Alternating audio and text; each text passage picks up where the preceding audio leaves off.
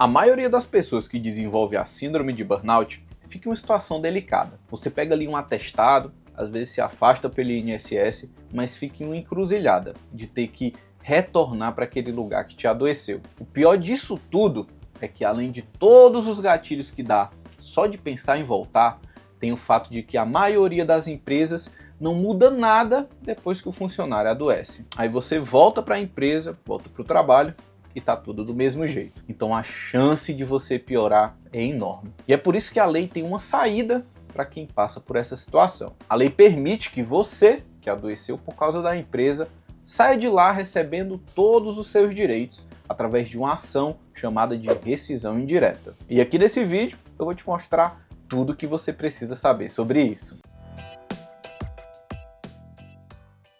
Meu nome é Alan, eu sou advogado trabalhista e aqui no canal você encontra tudo que o seu patrão não quer que você saiba. E no Direto ao Ponto, a rescisão indireta está prevista lá no artigo 483 da CLT e ela é uma forma de um empregado sair de uma empresa quando ela comete uma falta grave. Sabe quando um funcionário faz algo de errado e é demitido por justa causa? Esse algo de errado é o que a gente chama de falta grave. E assim como um mau funcionário pode ser demitido por justa causa após cometer uma falta grave, uma empresa pode levar uma rescisão indireta por cometer uma falta grave. A rescisão indireta é meio que uma mistura entre pedido de demissão e demissão por justa causa. Mas como é que a rescisão indireta se conecta aqui com quem tem a síndrome de burnout? Os nossos tribunais têm reconhecido que quando um funcionário adoece por culpa da empresa, por ter trabalhado em condições inadequadas, ele pode exigir sua rescisão indireta. E isso daí é muito bom porque você, que adoeceu por causa do trabalho, não é obrigado a continuar trabalhando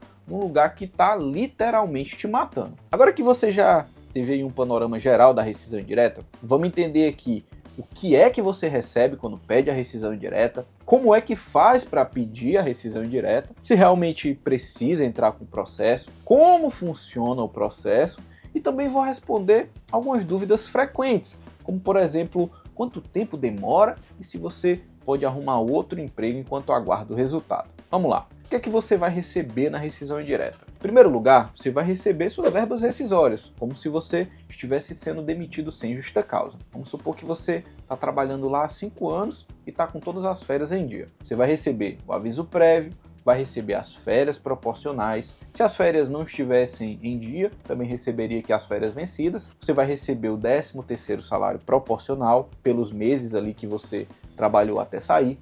Além disso, também vai receber todo o FGTS que foi depositado e vai receber aquela multa de 40%. Você também vai poder se habilitar lá no seguro-desemprego. Ou seja, você vai receber as verbas rescisórias comuns de alguém que é demitido sem justa causa. Mas aqui, como você está saindo porque está doente, tem umas coisinhas diferentes. Você já deve ter ouvido por aí que a síndrome de burnout gera estabilidade. Se você nunca ouviu, eu vou deixar outro vídeo aqui na descrição falando só sobre essa estabilidade. Eu vou resumir aqui só para você entender o raciocínio. Quando alguém adoece por causa do trabalho e se afasta pelo INSS, você tem ali pelo menos 12 meses de estabilidade. Tem um entendimento aqui que dá para enquadrar essa estabilidade mesmo sem ter se afastado.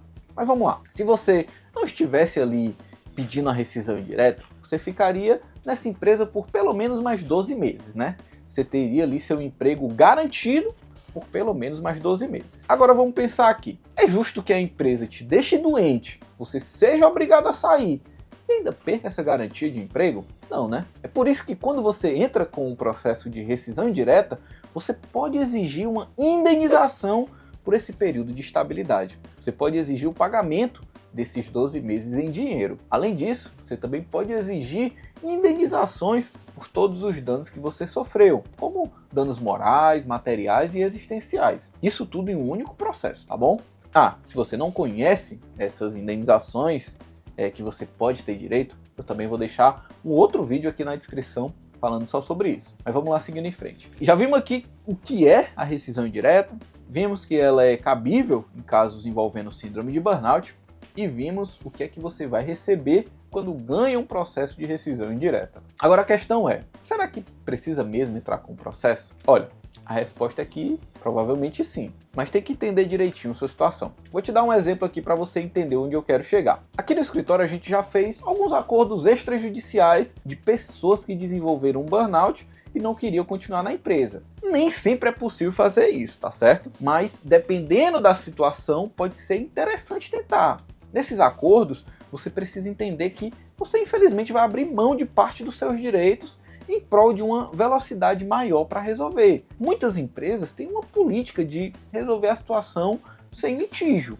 Então, o que você pode tentar é resolver as coisas amigavelmente. Você concorda em receber um pouco menos do que receberia em um processo, e a empresa, quem sabe, já concorda em resolver tudo por ali, sem ter que entrar com o processo. O que você pode fazer é comunicar à empresa sobre o seu interesse de sair de forma amigável. Claro, você vai dizer que quer sair, mas também vai avisar que sabe ali do seu direito à rescisão direta. Avisar que sabe que pode conseguir uma boa indenização e que isso aí pode se tornar uma dor de cabeça para eles. Dependendo da resposta, você envia aí uma proposta. Se a resposta deles for que não tem direito, que não vão fazer acordo, aí nem se dê ao trabalho de enviar uma proposta. Agora, se você sentir aí uma abertura, né, diga a sua proposta e eles provavelmente vão te enviar uma contraproposta. Alan, e quanto é que eu devo propor de acordo? Nesse caso, o céu é o limite. Como se trata de um acordo, o melhor cenário é aquele em que a empresa paga o máximo que ela está disposta a pagar. Um tipo de acordo que a gente faz aqui com mais frequência é pagar todo o acerto, né, tudo ali do acerto, inclusive liberar FGTS e pagar a multa de 40%, pagar também aí o equivalente a 13 meses de salário. Esses 13 meses de salário correspondem aí à indenização por danos,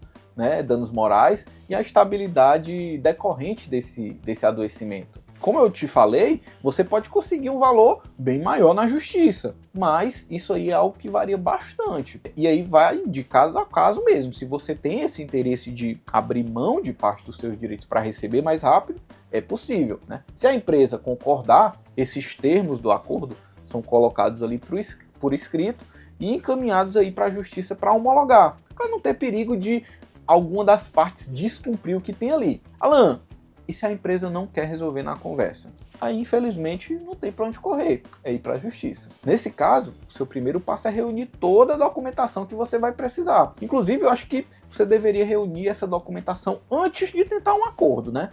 Porque, né, depois que a empresa souber que você quer sair e que talvez vá para a justiça, tudo vai ficar mais difícil. Alan, que documentos são esses que eu vou precisar? Você vai precisar de toda a sua documentação médica, seus atestados, relatórios, receitas, tudo. Se você se afastou pelo INSS, também vai precisar dos laudos que foram feitos por lá. E além disso tudo, você também precisa de provas que você estava trabalhando em uma empresa tóxica. Pode ser provas de sobrecarga, de pressão, de metas muito difíceis, de prazos muito curtos, vai depender de cada caso. Também tem um vídeo aqui no canal só falando sobre essas provas e eu vou deixar ele na descrição. Com toda essa papelada reunida, você tem que procurar um advogado especialista nesses casos.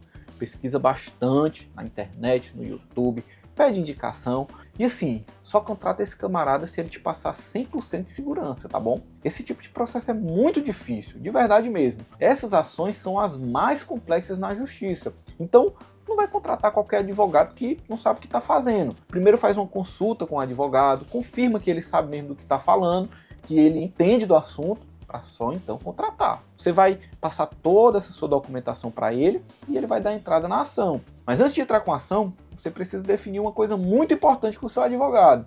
Se você vai optar por continuar trabalhando enquanto espera o processo, ou se vai optar por suspender a prestação de serviço. Isso aí é bem importante. Parágrafo 3º do artigo 483 da CLT diz que o funcionário que entra com um processo de rescisão indireta decide se vai ou não suspender a prestação de serviço. Mas calma, fica aqui comigo. Você precisa entender as consequências dessa escolha na sua vida. A primeira coisa que você tem que ter em mente é que você precisa organizar isso muito bem com seu advogado. Imagina aqui uma situação comigo. Você e seu advogado entraram com uma rescisão indireta por conta da síndrome de burnout e ao entrar com o processo você optou por suspender a prestação de serviço. No seu processo, você está inclusive pedindo uma pensão vitalícia porque não tem condições de trabalhar. Até aí tudo beleza. O problema é que durante o processo descobre que na verdade você já tinha arrumado outro emprego e que saiu de um direto para o outro. Aí não dá, né? Nesse cenário, você pode se prejudicar bastante. Por isso é muito importante ter tudo alinhado ali com seu advogado antes de decidir. Inclusive para que ele possa explicar aí essa situação no processo. A segunda coisa que você precisa ter em mente é que ao optar por sair imediatamente da empresa, você não vai receber o salário e também não vai receber o seu acerto até o fim do processo. Isso daí só faz sentido se você tiver outra fonte de renda, né, algum dinheiro guardado, porque o processo de rescisão indireta pode levar tempo. Assim como todo processo judicial, uma rescisão indireta não tem dia nem hora para acabar. Em média, os processos na Justiça do Trabalho, que vão até a última instância, demoram em torno de 3 anos. Isso significa que o seu processo vai durar no máximo 3 anos? Não, não significa. Pode ser que demore muito menos, mas também pode ser que demore muito mais. Por isso você precisa estar muito preparado aí antes de tomar essa decisão. Uma coisa que eu recomendo que você faça, caso vá suspender a prestação de serviço, é notificar a empresa do que está acontecendo. Isso aí é bem interessante para evitar a alegação lá da empresa de que você está abandonando o emprego, tá bom? Isso não é um requisito, mas é algo que não custa nada fazer. Uma outra dúvida que também recebo muito por aqui é sobre pedir demissão antes da rescisão indireta. E assim, você pode sim pedir rescisão indireta depois de ter pedido a demissão. Ou melhor, né? Pedir demissão e depois entrar com pedido de rescisão indireta. Pedir a conversão desse pedido de demissão em uma rescisão indireta. A posição majoritária do Tribunal Superior do Trabalho é que isso é possível. Agora veja bem, a posição majoritária. Isso significa que tanto tem turmas do Tribunal Superior do Trabalho que entendem de forma diferente, como também tem vários tribunais pelo Brasil que não entendem dessa forma. Tem tribunais que entendem que você não pode fazer isso. Tem tribunais que, no momento que você pede demissão, para mudar isso, só mostrando que esse pedido foi nulo, ou seja, que você foi obrigado, foi enganado, ou alguma coisa desse tipo.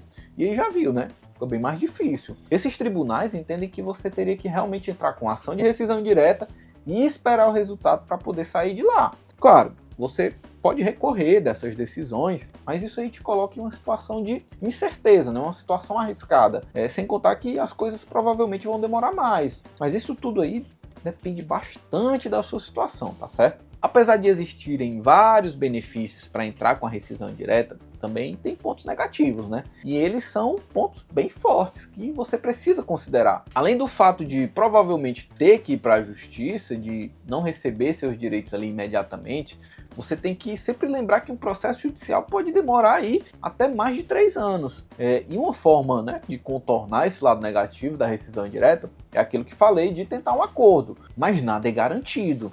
Muitas empresas ainda têm a cultura ultrapassada, né, de preferir o litígio, de preferir o processo à solução amigável. E aí, o resultado é que muitas vezes a gente não consegue fazer esse tipo de negociação e realmente precisa ir para a justiça. Você precisa ter sempre em mente que você precisa esperar pelo melhor, mas se preparar para o pior. Aqui no escritório a gente costuma dizer que a gente pode levar flores ou um tanque de guerra. Vai depender da postura da empresa. Gente, ao longo do vídeo eu falei sobre outros direitos que você pode ter se você desenvolve um síndrome de burnout. E se você ainda tem alguma dúvida sobre isso, sobre quais direitos você pode ter, né, o que é que você pode receber, eu recomendo que você assista esse vídeo aqui que está aparecendo. Lá eu falei sobre 11 direitos que você pode receber. Espero que o conteúdo tenha te ajudado. Obrigado por assistir. Vai lá ver o próximo vídeo.